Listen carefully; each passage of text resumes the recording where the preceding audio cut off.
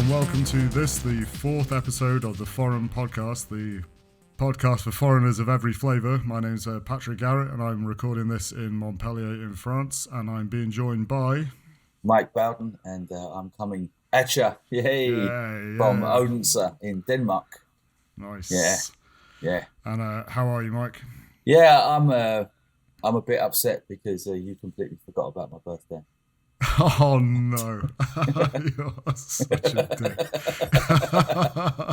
just for the record, I've got no idea when your birthday is, Pat. Just so you know. And Happy mine was birthday, Mike. Cheers. It was a month ago, but don't worry about it. And how old are you? Yeah, 48. Oh my God! Yeah, I was 50 this year. I win. Yeah, thanks for the invitation. So, and just before we start, there's a little bit of admin that needs to be done. Okay. Whereas a good friend of mine, I don't know, it sounds weird. It sounds weird saying my best friend, but my best friend, Jakob, said that, pointed out the fact that in the first episode, I think I might have either misspoke, overspoke, over-exaggerated, whatever. But we were talking about those kind of punishment zones in Denmark.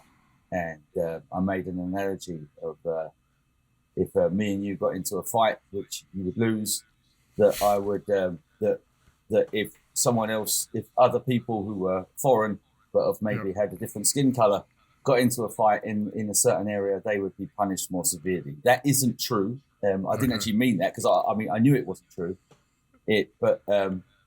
So it basically means that if anyone is in those zones, they would be punished more harshly than if they were not. But all those zones are kind of situated around where there are lots of immigrants and foreigners. Okay. But there's more to the story. But just in case anyone got the impression that Denmark kind of punishes people with brown skin harsher than with white skin, it needs pointing out that isn't the case. Okay. Well, I'm glad we've cleared that up. Do you feel better having cleared that up? It's a weight off, yeah. No, but I think, as I said, if people are listening, think Denmark is this crazy nutcase racist country that kind of punishes people with darker skin harsher, then I think maybe it's probably a good idea to sort of put the record straight. That isn't. I think it's a good idea to be accurate about these sort of things, Mike. Yeah. I think we can put that one to bed. Yes. Okay. So anyway, Pat, on with the onwards. So onwards and upwards. Yeah. So as ever, we're going to do a news story which is based on the subject of foreignness or immigration or anything to do with not being in the country you came from originally, and we're going to go on to the topic of the week. We're gonna get some jingles. We're gonna get some jingles. I'm gonna do it. I think you should just record what you've just said there. And put some music behind it. Yeah, I think that's a really good idea. Which we're going to talk about what it was like to. Well, we're going to start talking about what it was like to go to school as a foreigner in Denmark and France. Yeah. So it's your turn to do the news, Mike. What have you got for us this time? Well, I've actually got a long run up to this one, Pat. So you might have to sort of edit those out. I'll just turn my mic off and drink my tea. That's it. Do that. Well, there was a political party in Denmark called Stram Kurs, and that translates. Sounds hardcore. Yeah, it is. It actually translates to hard line. Oh my God! And even Wikipedia, says here, Stram Kurs, translated hard line, is a nationalist, anti-Islamic political party in Denmark and Sweden, founded in 2017 by the Danish-Swedish lawyer Rasmus Paludan. The party is almost exclusively associated with its founder and his anti-Islam activism and demonstrations. It is considered a radical far-right fringe party by political scientists and media. Anyway, they didn't get in, they didn't get voted for, but what he did to gain kind of notoriety was travel around Denmark. I don't know if he actually did it in Sweden. He might have done, but we're talking about Denmark now. And filmed himself on YouTube, or got people to film him burning the Koran and saying that, basically, no place for this kind of thing in his country. Right. And obviously most people, even like, the kind of the hardliners with regards to immigration, just thought the guy was a complete and utter lunatic, which he is. But there was also a lot of debate around, because there was lots of police that had to, in a way, protect him, because funnily enough, he pissed quite a few people off. And so when he turned up places, he actually needed police protection, and there was a big debate about that. And anyway, the new coalition government, it's being dubbed by the media called the Koran Law. And what it started out was that you weren't allowed to inappropriately sort of mistreat religious sort of objects. And this has now been changed. I mean, the news isn't that it's been changed, but but it's just a part of the news. This has now been changed to be now limited to sort of religious writings. Okay. So, as one of my colleagues said, it's basically the Rasmus Paludan law. Right. Okay. So the idea is that it would now be actually illegal to burn the Quran or the Bible or any other religious writings in public, and which seems sort of on the face of it, well, why is this kind of news? Well, I suppose in Denmark it's quite newsworthy because we had I said we, it's not me, it's them, Pat, it's them. Because we in Denmark had the what was called over here Mohammed-Pladsen, which is the sort of the prophet, the drawings of the prophet and the crisis that came with regard to that. Lots of people burning Danish flags in Middle Eastern countries. The artists who drew the cartoons, I suppose, or the images for the newspaper had to go into hiding, etc., etc. And it seems now that it doesn't seem. Apparently, the intelligence service has informed the government that things like this, believe it or not, increase the terror threat on Denmark. Really? Yeah.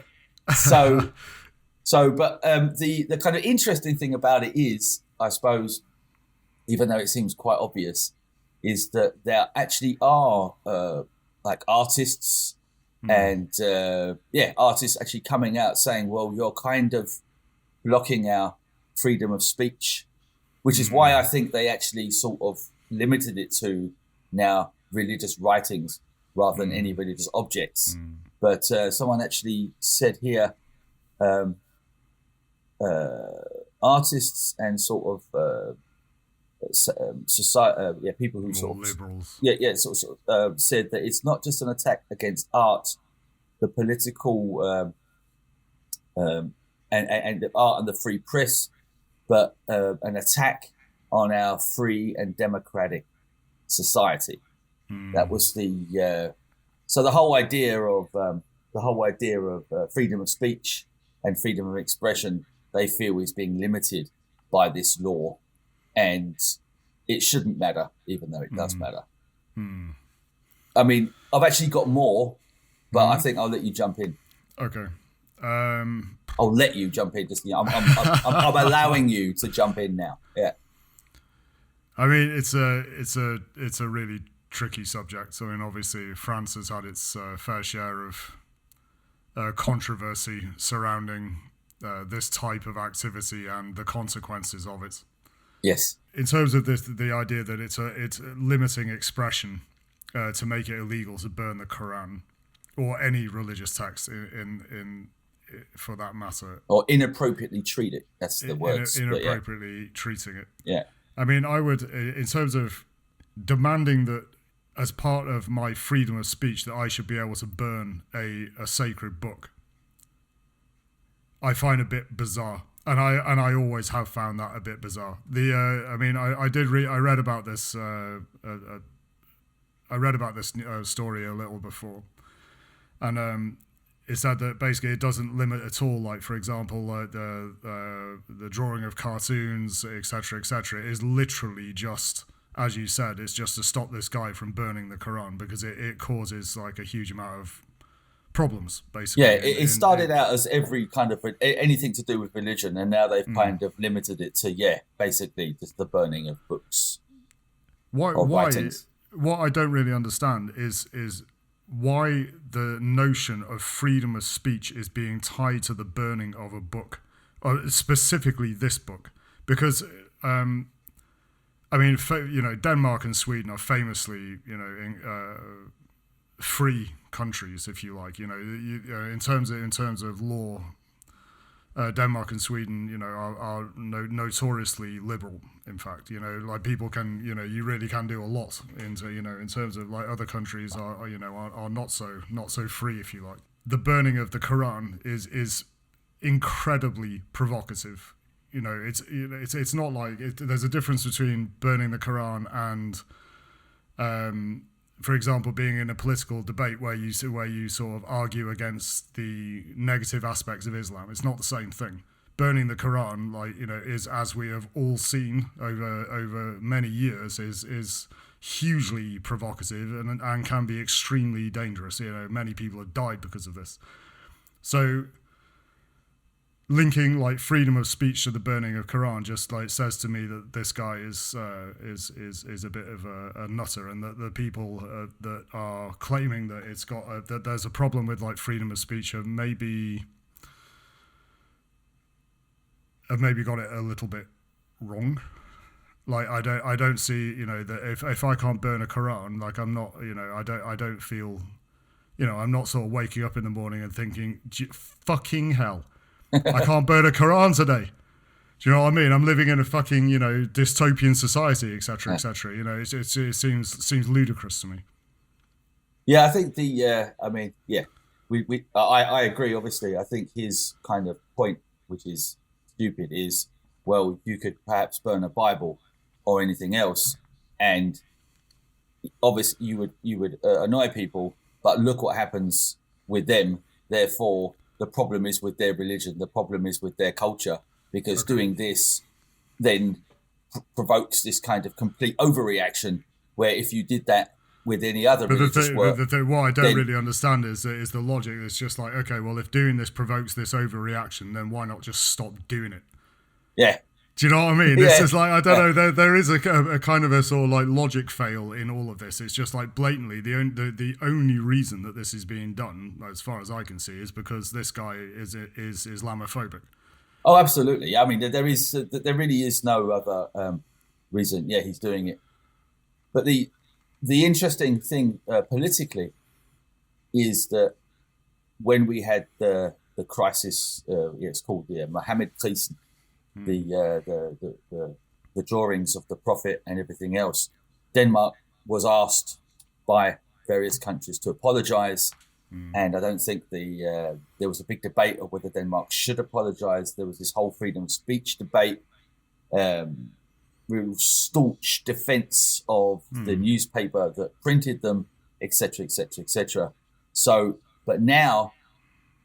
in a way, it's quite it's very newsworthy that Denmark is now actually making this illegal, because I was talking to a friend of mine, a colleague as well, history teacher called Theis, and he says that there's a kind of new sort of foreign policy, which is called pragmatic idealism, which is as it sounds. You have your ideals, and freedom of speech being one of them.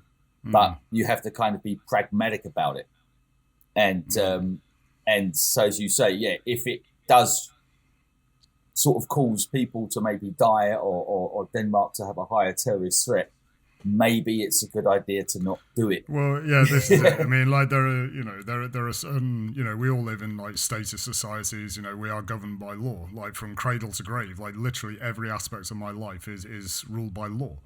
The idea that we have freedom of speech is illusory. We don't. We are governed by law. I assume, for example, that racism is illegal in Denmark. It is, yeah. Well, there's a reason for that. I can't just go out into the street in Denmark and be racist. It can cause real problems. Freedom of speech comes with, responsibility. Yeah. Freedom of speech does not mean that you are free from the responsibility of the words you put out into the world. And in this case, this guy isn't putting words out into the world. He's propagating hatred. And if you propagate hatred in the societies in which we all live in these status societies, as I say, that are governed by law, you should expect the peaceful elements of that society to try to stop you. Islamophobia is a form of hatred. It's ethno-religious racism, in fact, which is kind of what those guys in the 20th century, the middle of the 20th century, were they? They were kind of doing the same thing. Yeah, I think so, yeah. Just south of here. Yeah, that's it. And obviously, like burning books is never a good look. Do you know what I mean? No. Like it's kind of there is this sort of paradoxical element to this. Freedom of speech, said the Nazis. Yeah.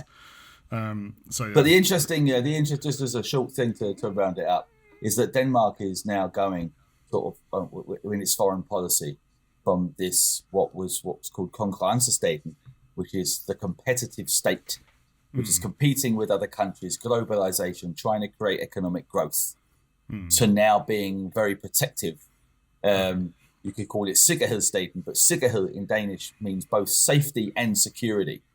So now the whole rhetoric now from the government, their manifesto is, well, we've had kind of Corona, got inflation, there's a war in Ukraine, there's now this. Now we actually need to sort of look after Denmark. Now we need to, everything is now sort of more protectionist rather than sort of competing. And this maybe pragmatic idealism is also a part of this new kind of foreign policy.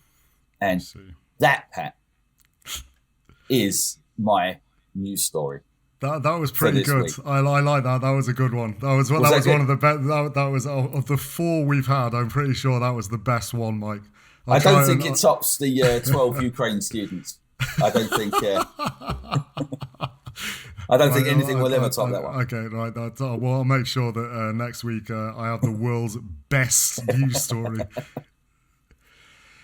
Okay, so moving on, the topic of the week is going to be about education. Moving on, so it sounds like there's a guy burning Korans in Denmark that needs a bit of education, I think. Yeah, well, he's a lawyer, Well, so maybe just goes to show he should just keep reading those books. Yeah. We're going to talk about what it's like to be a foreign student. We have both been foreign students, me and Mike, and I'm still a student of life, Pat. That's it. I'm still learning every day. Every day's a learning experience.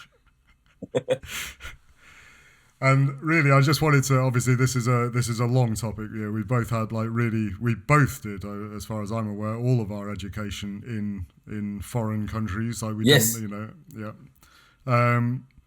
and I just wanted to talk about what it was, the experiences of doing that.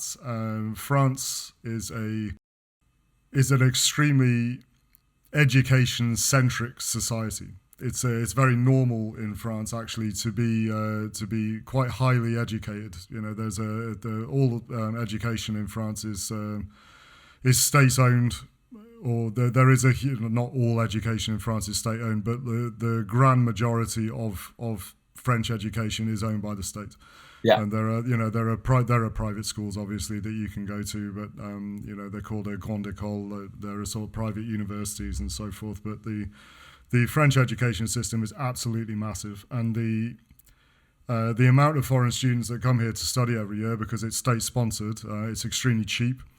So, for example, if you come from Britain or you come from America, where you have to spend a huge amount of money to get a degree or a master's, in France, the opposite is true. In fact, I'm in the second year of a master's, and I think I paid about €200 for a year of tuition here. I think in Britain it's between £7,000 and £9,000 per year, something like that. Yeah, that's mental. Yeah.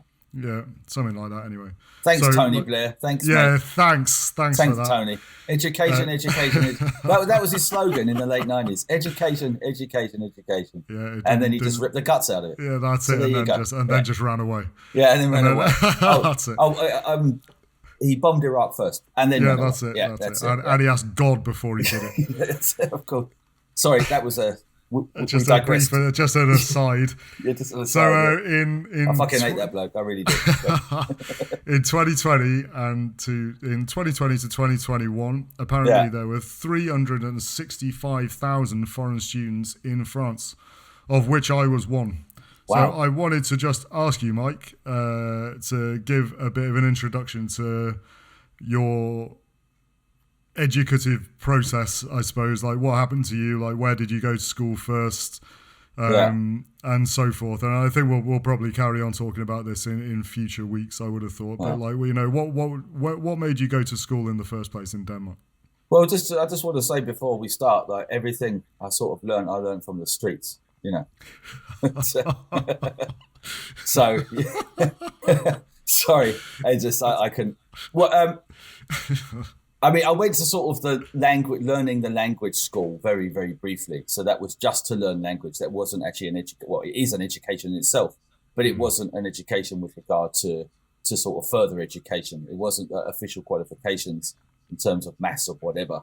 But I then, because I got a full-time job, I think I said this on episode 1, then I just started working and picked up the language by going to work and by being laughed at, and still actually going to work and being laughed at, as we spoke about in other episodes. But yeah, I went to actually the place where I now work, which is called VUC, VUC, and it stands for Voksen Uddannelsescenter, which basically means it's an adult learning center. And I needed to get the qualification called Danish as a second language. And that's on a similar kind of level as what you would do as at the last year of primary school. Okay. So it's on that level. And that was completely free. And in order to get a grant, which also is completely free, UK listeners, and I had to do some other subjects. I basically kind of gamed the system. I don't mind sort of admitting it. I didn't really want to work in a kitchen anymore. I liked going to school, but in order to kind of get the benefits, financial benefits, I needed to take some other subjects to do a certain amount of hours per week. And then after I exceed the amount of hours per week, then I can get a student grant. So how old were you at this point? Wow, I think I started in 2001, which would have made me 26. Okay. And that took 1 year. So I just did the other subjects, which didn't really matter. But passing Danish as a second language, that was my ticket into kind of getting what we call either high school diploma or my A-levels or my entrance to further education. So I did that for a year. And then once I got Danish as a second language, then there was a course in Denmark. Oh, this is the difficult one to say. It's called a GIF, like a GIF, but it stands for Gymnasiets Indslusning til Fremmedsprog, which is crazy, which is kind of like a high school something for foreign language speakers. I never worked out what inslusning meant. I never really asked either. But but what it was like a 1 year kind of package for foreign language students, because usually your A-levels or your high school is like a 2 or 3 year thing. But what they'd done is they'd put together all these different subjects. I had Danish at a slightly lower level than what you do now. So Danish is usually taught at something called A-level Danish. And I actually did B-level Danish. And I had Danish with only other foreigners. And I had English only in a class with other foreigners. And then I did some different subjects like psychology and biology. And that was in a kind of a class with normal Danes, whatever. But that was all condensed to 1 year. Okay. So, and I did that. And so that was like your sort of secondary school education. Did you not do so? You didn't do A-levels and GCSEs in Britain at all? I was, well, I think I got, no, I mean, A-levels, absolutely not. I really wasted my parents' money. I went to a private school, privately educated, don't you know? And I think I got 2 C's, 2 D's, 2 E's and an F. That's not bad, Mike. And I didn't want to study anymore. Yeah, and so I just started working and doing other recreational activities that I won't mention on the podcast, and then just started to work, and I remember if we contrast it to the UK, I remember actually wanting to study in the UK when I met my ex-wife, because we met and lived with each other in England for a bit, but there was the whole issue of there was no funding anymore. There was no student grant, and I'd have to pay and myself for the further education. So I just kind of binned that idea and was just like selling televisions in a Sony franchise instead. Okay. So, but Denmark, it was just like all free. Yeah. And not just free, I got paid, got a grant to do it, and also a student loan on top of the grant. That's crazy. I never got paid. Like, do you want me to tell you what I did? No, not really. Anyway, so but yeah, yeah. I mean, what happened? I think I talked about it briefly in the first episode. I think like I was a video games journalist in a previous life, and I had a company. I'd lived in France for about 7 or 8 years. You have some great employees as well. That's right. Yeah. For anybody listening, Mike was the first person other than myself that wrote for my website, which was called vg247.com. Just to make sure that that's clear and official. I'm on the Wikipedia page, just so you know. Yeah. But like so I basically did all of my work in English, and when we sold the site in the end, and I was kind of left in the middle of a French wood, and I couldn't speak French, so like I went to school, and I talked about this as well in one of the other episodes. To go to school to learn French, you have to pay. Like none of it's free at all. Like I had to pay. I'm trying to think how much it was. It was about $1.5 grand a semester. I think like when I took my first. What, grand as in £1,000 or euros? Euros. Wow. And I started at the level B2. So for those of you that don't know, if you're listening in Britain, it's maybe likely that you don't really speak another language or so forth. The European framework for like learning languages goes from A1 to C2. So A1 is literally like yes, no, maybe, 1, 2, 3, and C2 is kind of sort of semi bilingualism. Basically, it's a level of autonomy that's pretty high. And I think when I first went to the University of Strasbourg, and it was I did my level B2 there, and I ended up then I did another 2 semesters after that at the University in Montpellier, Paul Valéry. So I did C1 and C2, and I had to pay for that as well. And it was only after that I kind of realised that I'd been aiming to sort of start a degree. I wasn't educated in Britain at all, like really, apart from like GCSEs and A levels. I did go to university briefly in Britain. I started a chemistry degree, but because of the sort of activities that we're not mentioning on this podcast, that kind of like fell through for me as well. Right, I think okay. I did. I thought the chemistry degree might have helped you actually, but a bit cheaper maybe. Yeah, that's it. But yeah, for basically for money reasons, I just couldn't go to university. Basically, after that, I sort of, when I came back to it, it was just never an option. I just needed to earn money, and I realised that after when I was in France, that basically going to university in France is effectively free. You have to pay trying to think how much you have to pay. It's a couple of €100 for tuition. You have to pay this other thing called a CVEC, which is a contribution to university life. It's basically like student tax, which is like sort of 90 something euros. Everyone has to pay it. And apart from that really is it. Obviously, but in terms of grants and stuff, I'm honestly not sure about that, because I've never been. You do get them. They're called bourse, but I'm certainly not eligible for them. I think it's really for people that don't have much money at all. Right. But then I went to then I started a literature degree. So like. What was your degree in? You did sociology, wasn't it? Well, my degree, I it was English and social science. And social sciences is a combination of politics, economy, and sociology.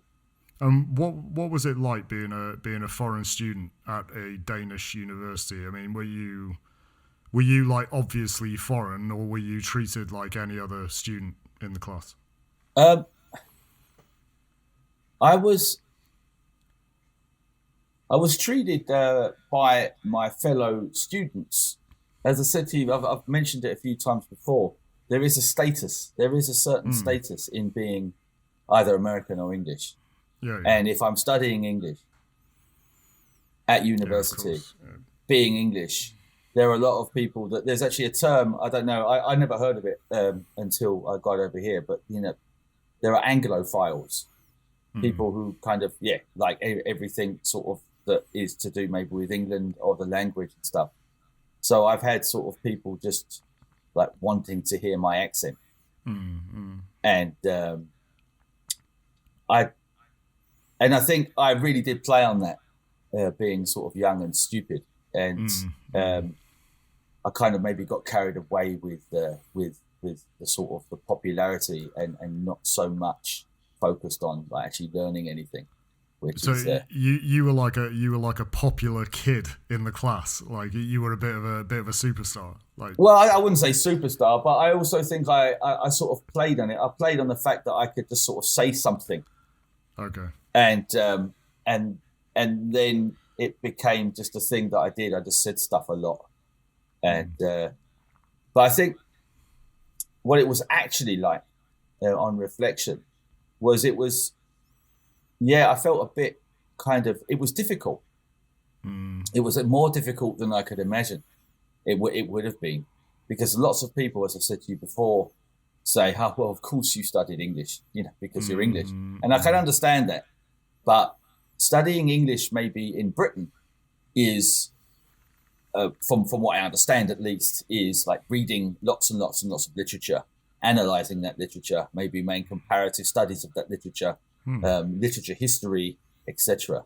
In Denmark, because English is a foreign language, there's so much emphasis on the science of the language. Yeah, of course. So the grammar, for example, like I hadn't had grammar really, like from when I was like 12 years old. I knew what nouns and verbs and adjectives were, and then all of a sudden I was at university having to sort of do these sort of analysis trees of what different types of nouns and verbs and how all these sort of things went together in a sentence, and I was seriously out of my depth, and also I had to learn like the phonetic alphabet off by heart. And I had to sort of translate just normal written English to sort of phonetic English. I had to do that in French. I did that. I did that at C2. We had to do phonetics. Yeah, and that was I experienced exactly the same thing in terms of grammar. I mean, I barely knew. I didn't know anything, or very little. I literally knew exactly what you did. I knew what a noun and a verb was pretty much, and that was kind of it. And it's hilarious to say that, because I did spend actually many years like as a professional writer, and I just had no idea at all. So like it was like really like learning French. I was forced to sort of like learn the sort of rudimentary elements of French grammar, but when I went into my degree, for the first 2 years, I wasn't in a sort of special program for foreigners or anything. I was in exactly the same program as any French literature students. So we had to. It's part of the literature course. So for the first 2 years, you have grammar lessons, and they're hard. They're really hard. Like it was like, especially in the second year. Oh my God. I mean, I scraped through in the second year. Like, I mean, it was really tough, because like a lot of the examples they give you, obviously, from literature. A lot of examples from like 19th century like French literature and stuff, which is pretty archaic. And like we had to do. I remember for the last exam. I mean, our teacher, God love him, he was a bit of a hero. But like we had to write it was an exam in French. You call it sur table, which means it's you sit in a room with a pen, kind of thing, and you're on a clock. It's a bit like sort of John Brown school days, and we had to write a presentation. Did you not write "Sunna part in pen"? We had to write an essay, basically, like a sort of like we had to analyze a piece of text like grammatically, and like I got 11 out of 20. I just passed, and that thankfully that was the last I saw of French grammar, because it was extremely difficult. I'm not gonna lie. Yeah, Sorry, go on. Go, okay. No, I had a similar thing. There was a subject at uni, which is just called translation, and it was translating English to Danish and Danish back to English, and I failed that 3 times and had to and had to write to the sort of faculty. It's just pro forma, really, but I had to write to the faculty to get dispensation. But but at the time, it was quite sort of, I wouldn't say serious, but I've never actually got this confirmed or not, but it doesn't matter. I was under the impression that if I didn't pass the translation what's that called? The module, then I couldn't teach English. Right. Okay. There was actually an offer where I could do something for the same amount of, I think that's the European standard, the same amount of ECTS points at university. And then I could still get an English degree. But if I didn't pass translation, then I couldn't teach. So I wrote and got it and took it a 4th time. And I was told that basically what I failed on was English to Danish. Danish back to English, they said that was like... No problem. That was like an A. But English to Danish, it was just a fail every time. And you had to pass both. And they couldn't give me an average mark. But the 4th time I just passed. I got the lowest pass mark, and I could just and carry on. Yeah. Congratulations. Thanks, and you too, Pat. But it is tough. But sorry again. But we're talking about what I was like in class, maybe, or I was talking about what I was like in class. I think because when you said I was a bit of a superstar or whatever, talking seriously about it just for 1 second, and again, this is nowhere near playing a violin, but because I felt people expected something of me because I was English, so they expected maybe to either say something funny or clever or both, and have maybe a different or a deeper understanding of whatever text we were reading. So I tried to kind of live up to that in class by maybe asking the teacher questions or trying to challenge something that, I didn't pick my battles very well, but I just thought it was expected of me. And I tried to maybe live up to that expectation. And but I was a young man, and it's only the last maybe sort of 2 weeks I've just started to sort of relax a bit about my own sort of identity. since I turned 48, Pat, that you forgot. Okay. But yeah. Just to sort of wrap that up, or just to wrap that bit of it up at least. I think we should stop it there. Like I've got, we're approaching 40 minutes, and only a masochist would listen this long. Only the hardcore would listen. Only the hardcore is still with us, Mike. But before we go, talking about the hardcore, then I think when people give us feedback, Pat, I think it's a good thing that we acknowledge it. Okay. So a colleague of mine called Alan Damsgaard, he wrote to us and he said that he wrote to us in English, which was nice of him. But he wrote another nice on our Instagram page at Forrin Podcast. He wrote another nice listen. I'm looking forward to correcting your Danish and pointing out the eternally relevant fact that you are English, Mike. He wrote with a wink. I don't know if you guys have heard of the American social psychologist Teifel and Turner, or Tajfel. Teifel and Turner. When I listen to you guys, my mind often go to their theory of social identity. Mon Dieu. So I thought that was, that was great to get some positive feedback, and also thank you, Mr. Man. I'm sorry I've forgotten his name, but thank you, Alan. That's very kind of you to say so. And obviously, if you want to get in contact with us, we are, the Forrin Podcast at gmail.com. We are at Forrin Podcast on Instagram.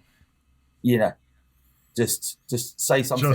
Just go mental. Yeah, just go mental, and we'll obviously, endeavour to any ris og ros, as the Danish say, any sort of comments or criticisms. We want to hear from you.